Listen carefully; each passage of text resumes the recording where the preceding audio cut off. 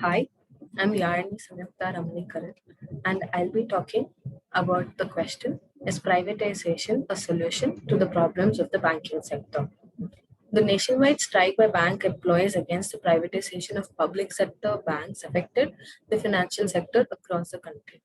And the finance minister responded by assuring that pay and pensions of employees of privatized banks will continue to be protected.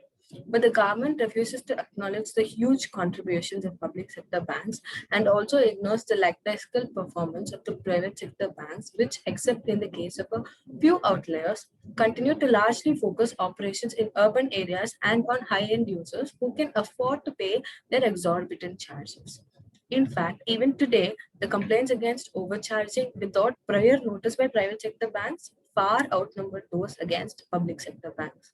So, privatization and a large market share of private sector banks would only end up in increasing the cost of banking services without any other significant commensurate benefits.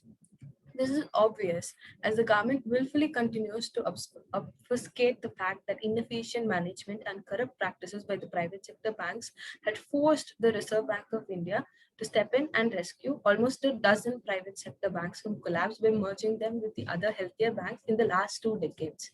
In fact, the near collapse of Yes Bank, the fourth largest private bank last year, had badly shaken even the public confidence in the banking sector. And after continuous consolidation, the number of public sector banks has shrunk from 27 in 2017 to just 12 now, while there are already 22 private sector banks.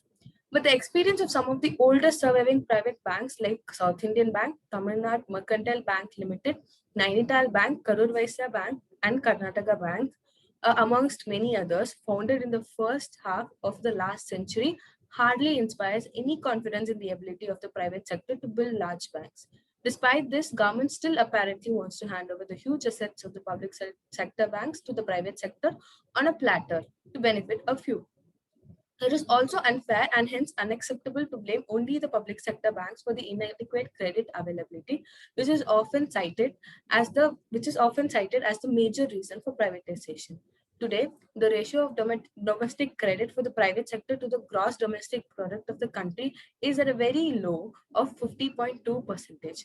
This is not only significantly lower than the global ratio of 132.3%, but also much below the 107.3% share in the middle income countries. In contrast, the ratio of domestic credit for the private sector to the GDP is a high 164.7% in China, 174.7% in Japan, and 198.4% in the United States. India's banking sector has certainly underperformed in delivering adequate credit.